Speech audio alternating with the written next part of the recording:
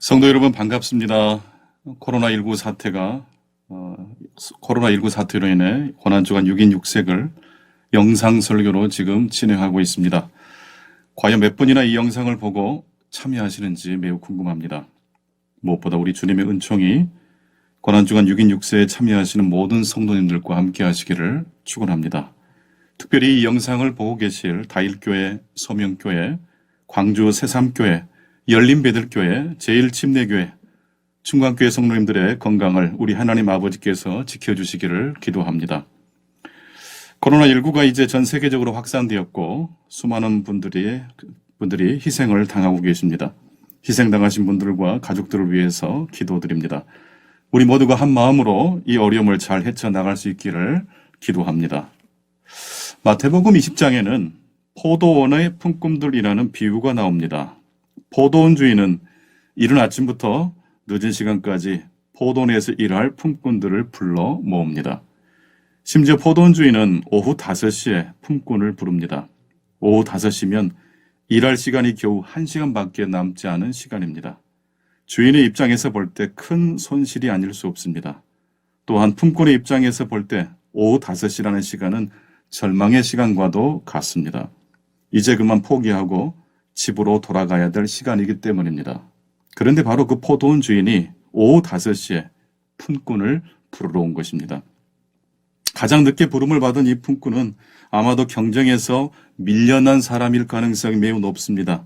다른 품꾼들에 비해서 존재감이 부족했던 사람입니다. 늘 뒤처진 사람이었고 존재감이 없는 사람입니다. 오후 5시는 절망의 시간이고 위태로운 시간입니다. 정도의 차이만 있을 뿐 우리 모든 사람에게도 바로 이 오후 5시라는 외롭고 쓸쓸한 시간들이 있습니다. 걱정이 없어 보이는 사람도 가까이 가서 보면 분명 오후 5시라는 고단한 시간이 있는 것 같습니다. 살다 보면 우리의 삶이 바닥으로 곤두박질 때가 있습니다. 그럴 때 오후 5시 장터에서 헤매고 있는 한 사람을 기억해 보았으면 좋겠습니다. 오후 5시 인생을 부르러 오시는 예수 그리스도를 바라볼 수 있었으면 좋겠습니다. 십자가에 달리신 예수님의 양옆에는 2명의 죄수가 있었습니다. 2명의 강도가 예수님을 보려면 어떻게 해야 했을까요? 고개를 옆으로 돌리면 됩니다. 그러니까 예수님은 어디에 계신다는 말씀입니까? 강도들의 옆에 계십니다. 성도 여러분, 우리가 우리의 고개를 돌리면 우리 옆에 누가 계시는지 아십니까? 바로 예수 그리스도께서 계십니다. 그래서 예수님의 십자가는 우리 옆에 있는 십자가입니다. 저는 지금까지 오랜 시간 설교를 해온 사람이지만 여전히 지금도 설교 준비하는 것이 버겁게 느껴지고 힘이 들 때가 많습니다. 설교 준비가 힘들게 느껴질 때마다 제가 SOS를 보내는 사람이 있습니다. 바로 오후 5시 품꾼입니다. 그 품꾼에게 제가 말을 걸고 그 품꾼이 들려주는 이야기를 들으면서 설교문을 작성할 때가 많습니다. 물론 이것은 저의 상상입니다. 하지만 신기하게도 오후 5시 인생과 제가 이야기를 나누다 보면 풀리지 않던 것이 풀리고 잔뜩 힘이 들어간 저의 몸도 가벼워지는 것을 느낍니다. 한국교회가 바로 그 오후 5시 인생과 같은 그 한 사람을 향하여 설교한다면, 즉 오후 5시 인생에 초점을 맞춘 설교를 한다면 한국교회 강단에는 많은 변화가 찾아올 것이라 그런 생각을 해보게 됩니다. 방송을 제작할 때 기준으로 삼는 대상이 바로 중학교 1학년이라고 합니다. 전 국민이 시청하는 방송이기 때문에 너무 어려워도 안 되고 너무 수준이 낮아도 안 되는데, 그래서 중학교 1학년이 이해할 수 있게끔 제작한다는 것입니다. 그렇다면 하나님의 말씀인 성경은 누구를, 어떤 사람을 기준으로, 어떤 사람을 대상으로 이 성경 말씀은 기록되었을까요? 하나님이 찾는 사람은 과연 누구이겠느냐 말씀입니다. 바로 오후 5시에 부름을 받은 그 한 사람이 바로 하나님이 찾고 계시는, 성경이 찾고 있는, 성경이 초점을 맞추고 있는 그 한 사람이 아닌가 생각해 봅니다. 서영남 전 수사가 운영하는 민들레 국수집이라는 무료 급식소가 있습니다. 이곳에서는 음식을 배식하는 순서가 좀 특별하다고 합니다. 보통은 먼저 온 사람 순서대로 밥을 배식하는 것이 기본인데 이 민들레 국수집에서는 가장 먼저 온 순서부터 먹지 않고 많이 굶어서 가장 배고픈 사람부터 밥을 먹는다고 합니다. 바로 민들레 국수집에도 오후 5시 인생이 초점이 되어 있다는 이야기입니다. 오늘 우리가 함께 나누어 볼 말씀의 제목은 문을 열고 더 좋은 풀밭으로입니다. 함께 한번 따라서 해보시면 좋겠습니다. 문을 열고 더 좋은 풀밭으로. 다시 한번 해보실까요? 문을 열고 더 좋은 풀밭으로. 오늘 본문 요한복음 10장 9절입니다. 내가 문이니 누구든지 나로 말미암아 들어가면 구원을 받고 또는 들어가며 나오며 꼴을 얻으리라. 내가 문이니 누구든지 나로 말미암아 들어가면 구원을 받고 또는 들어가며 나오며 꼴을 얻으리라. 선한 목자는 양들을 보호해주는 안전한 곳, 즉 양우리가 있는 곳으로 양들을 인도합니다. 그것이 선한 목자 역할입니다. 하지만 선한 목자는 양들을 양우리에만 두지 않습니다. 선한 목자는 문을 열고 양들을 보다 더 좋은 풀밭으로 인도합니다. 기독교의 복음과 구원에는 이와 같이 이중적인 의미가 담겨 있다고 말씀드릴 수 있습니다. 사람은 안전을 느낄 때 행복합니다. 동시에 사람은 죽도록 죽을 일이 있을 때 존재감을 느끼는 존재이기도 합니다. 사람은 언제 살아있음을 느끼는지 아십니까? 목숨을 걸 만한 일이 있을 때라고 합니다. 양들의 안전을 생각하면 양들은 우리 안에만 있으면 됩니다. 하지만 선한 목자는 문을 열고 보다 더 좋은 풀밭으로 양들을 이끌어갑니다. 양의 문은 열린 문입니다. 그래서 위험할 때도 있습니다. 푸른 초장으로 가는 여정에 길을 잃어버릴 위험이 존재합니다. 하지만 그 위험이, 그 리스크가 우리를 더 푸른 풀밭으로, 더 풍성한 삶으로 인도한다는 말씀입니다. 흔히 이런 말이 있죠. 책 속에 길이 있다는 말씀 다 한두 번쯤 들어보셨을 겁니다. 길을 찾기 위해서 우리는 책을 읽는 것입니다. 그런데 길을 찾는 것만큼 중요한 것이 바로 길을 잃는 경험이라고 말씀드릴 수 있습니다. 진정한 독서란 정해진 길 밖으로 나가게 만들어주고 그래서 길 위에서만 있을 때는 보이지 않았던 세계를 보게 해주는 것이 독서의 목적이라고 생각합니다. 성경을 읽는 목적도 마찬가지라고 생각합니다. 만약 우리가 읽는 이 성경 말씀에서 성경의 이야기 중 실패한 이야기, 무너진 이야기, 두렵고 떨린 이야기들을 다 제거해 버린다면 성경은 어떻게 되겠습니까? 모든 진리에는 어떤 정해진 길이 있다고 우리는 생각합니다. 초등학교를 마치면 중학교를 가야 하는 것처럼 우리는 그렇게 진리에는 어떤 정해진 길이 있다고 생각하는 경향이 있습니다. 하지만 정해진 길로 가는 사람일지라도 모두가 다 행복한 것은 아닙니다. 정해진 길로 가고 있는 사람도 때때로 불안하기 때문입니다. 정해진 길로 간다는 것은 안전한 길일 수 있지만 때때로 우리는 그 안전한 문을 열고 더 좋은 풀밭으로 나아가야 합니다. 선한 목자이신 예수님은 우리에게 길을 찾게 도와주십니다. 그리고 때때로 길을 헤매는 경험을 갖도록 도와주시는 분이 선한 목자 되신 우리 예수 그리스도이십니다. 신앙생활이란 두 가지로 말씀드릴 수 있습니다. 신앙생활이란 길을 찾는 것이고 신앙생활이란 길을 잃는 경험을 해보는 것이라고 말씀드릴 수 있습니다. 이스라엘의 역사를 한번 살펴보면 바로 그 두 가지 이야기로 이스라엘 역사가 이루어지는 걸 알 수 있습니다. 이스라엘의 역사는 한마디로 길 찾는 역사였고 또 한 가지는 길을 잃어버린 이야기가 바로 이스라엘을 형성한 이야기였습니다. 그래서 출애굽 사건만큼 중요한 사건이 이스라엘 백성들이 바벨론에 멸망하고 바벨론에 끌려간 사건이라고 말씀드릴 수 있습니다. 출애굽한 사건, 길을 찾아 떠난 그 이야기와 길을 잃어버린 사건, 바벨론의 포로로 끌려간 그 사건을 통해서 구약 성경이 탄생합니다. 그리고 그로 인해서 하나님 나라 복음이 풍성해질 수 있었습니다. 정경화, 정명화, 그리고 정명훈 이 세 명의 음악인을 가리켜서 정트리오라고 합니다. 이 정트리오를 세계적인 음악가로 키운 분이 바로 그들의 어머니이신 이원숙 여사입니다. 이원숙 여사께서 노환으로 투병 중일 때 이야기입니다. 어느 날 교회 목사님께서 이원숙 여사를 병원으로 찾아오셨습니다. 신방오신 목사님께 이원숙 여사는 대뜸 이렇게 말씀을 드렸다고 합니다. 목사님, 오래된 노래 부르지 마시고 새로운 노래를 불러주세요.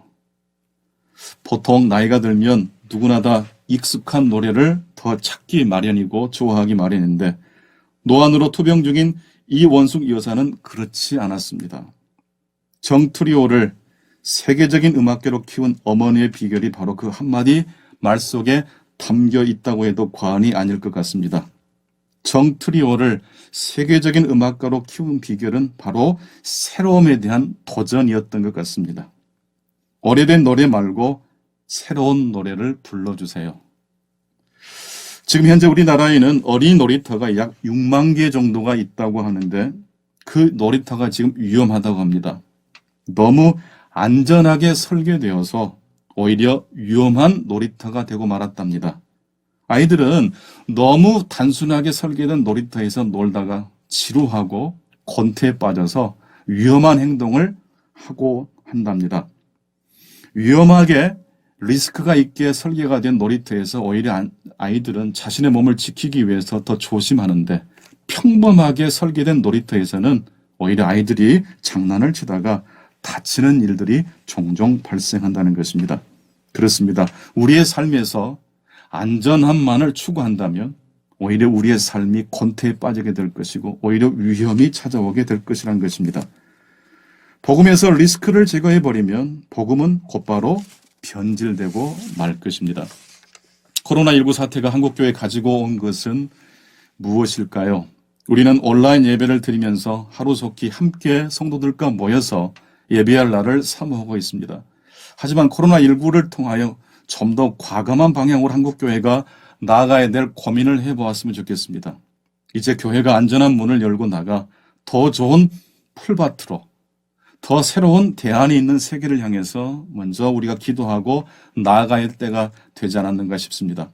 예수님은 요한복음 10장 7절 말씀을 통해 내가 양의 문이라고 말씀해 주셨습니다. 이 양의 문은 양들에게 안전한 우리로 들어갈 길을 제공하는 문이고 또한 동시에 이 양의 문은 자유와 더 좋은 풀밭이 있는 더 좋은 꼴을 얻을 수 있는 바로 그 풀밭으로 나아가는 길을 제공하는 문이기도 합니다. 예수님은 양의 문이십니다. 그 문은 안전한 길로 인도하는 문이고 동시에 더 좋은 풀밭으로 나갈 수 있도록 열려져 있는 문이기도 합니다. 안전만을 생각하면 우리는 그대로 그 우리 안에 있으면 됩니다. 하지만 성경은 그런 구원을 가리켜서 부끄러운 구원이라고 말씀합니다. 죄란 좁혀진 선이기 때문입니다. 우리 안에만 있는 것이 죄라는 말씀입니다. 안전한 우리 안에만 갇혀 있는 것, 바로 그것이 죄입니다. 교회가 교회를 위해서만 존재할 때 교회는 타락합니다. 예수님은 양우리로 양들을 인도하시는 선한 목자이십니다. 그리고 동시에 우리 밖으로 양들을 인도하시는 목자이기도 합니다. 문을 열고 나가는 것은 자칫 길을 잃어버릴 수 있는 위험 부담이 있는 것도 사실입니다. 그 문을 통해 양들이 무리를 떠나 길을 잃어버릴 수도 있습니다. 누가복음 15장에 나오는 집을 나갔다가 돌아온 둘째 아들과 집을 나가지 않고 집에만 있었던 큰 아들의 차이점을 우리들은 어떻게 말씀드릴 수 있겠습니까? 집을 나갔다가 돌아온 아들이 아버지를 더 깊이 이해할 수 있었다면 집을 나가지 않았던 큰 아들은 아버지를 이해하지 못했고 돌아온 동생도 품어내지를 못했습니다. 세상에 없는 것을 만들려면 반드시 필요한 것이 있다고 합니다. 무엇일까요? 핀란드에 본사를 둔 슈퍼셀이라는 모바일 게임을 만드는 유명한 회사가 있습니다. 슈퍼셀은 내놓은 게임마다 연달아 전 세계적인 성공을 거둔 회사입니다. 하지만 게임을 10개 개발하면 그 중에 9개는 테스트 과정에서 사라진다고 합니다. 그만큼 게임 업계의 변화가 매우 빠르게 흘러가기 때문입니다. 그래서 슈퍼셀의 CEO 일카 파나네는 누군가 한 번도 실패해 본 적이 없다고 말한다면 그것은 거짓말이거나 한 번도 혁신적이었던 적이 없었다는 것을 말하는 것이라고 이야기합니다.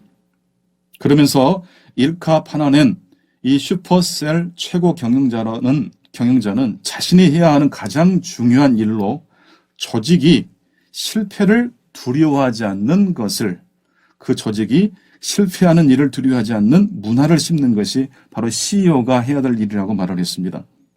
그렇게 그는 실패를 두려워하지 않는 회사 문화를 만들기 위해서 재미있는 한 가지 것을 고안했는데 그것이 바로 실패 파티라고 합니다. 실패 파티란 바로 이것입니다. 게임 출시에 성공한 팀에게는 맥주 파티를 열어주고 격려와 칭찬을 해주지만 애써 개발한 게임이 출시되지 못하고 무너진 경우에는 그 팀을 모아서 맥주보다 더 비싼 샴페인 파티를 열어준다고 합니다. 실패 파티는 정확히 말하면 실패를 축하하는 게 아니라 실패에서 무언가를 배웠다는 것을 축하하는 파티입니다. 그만큼 실패를 두려워하지 않는 회사 문화가 모든 혁신의 열쇠라고 그는 역설합니다. 그러면서 그는 혁신은 세상에 없던 것을 만들어내는 것이고 세상에 없던 것을 만들려면 실패는 반드시 필수가 된다고 이야기합니다. 성도 여러분, 우리 예수님은 지금 어디에 계십니까? 선한 목자 되신 예수님은 양우리라는 안전한 곳으로 인도하실 뿐만 아니라 그 문을 열고 더 좋은 풀밭으로 인도하시는 위험과 리스크를 품에 안고 도전과 모험을 향해서 우리들에게 말씀하시는 선한 목자이기도 하십니다. 예수님은 안전한 곳에만 계시지 않습니다. 코로나19로 인하여서 한국교회가 지금 혼돈을 겪고 있지만 바로 그 혼돈의 와중에 우리 주님이 함께 계실 줄로 믿습니다. 예수님은 수치와 패배가 기다리는 골고다 언덕으로 나아가셨습니다. 바로 그렇게 했기 때문에 마침내 인류 구원의 길을 열어 젖히셨습니다. 고난주간 하나님의 위로와 하나님의 축복이 함께 하시는 귀한 고난주간이 되실 수 있기를 축복합니다. 기도하겠습니다. 하나님 아버지, 우리의 삶의 선한 목자가 되어주시고 우리를 구원의 길로 인도하실 뿐만 아니라 안전한 곳을 넘어 도전과 모험이 기다리고 있는 보다 더 좋은 풀밭이 있는 곳으로 인도하시는 그 하나님을 이 시간 찬양합니다. 한국교회가 교회 안에만 자신의 교회만을 위해서 살아갔던 지난날의 삶을 회개합니다. 이제는 주님께서 이끌으시는 곳이라면 순종하며 나갈 수 있도록 도와주시옵소서. 우리 개개인의 삶의 고통과 고난과 좌절이 보다 더 풍성한 하나님의 푸른 초장을 경험할 수 있는 계기가 될 수 있도록 축복해 주시옵소서. 영상을 통해서 함께 이 예배에 참여하신 모든 성도님들을 축복해 주시기를 바라오며 예수 그리스도 이름으로 기도하옵나이다. 아멘.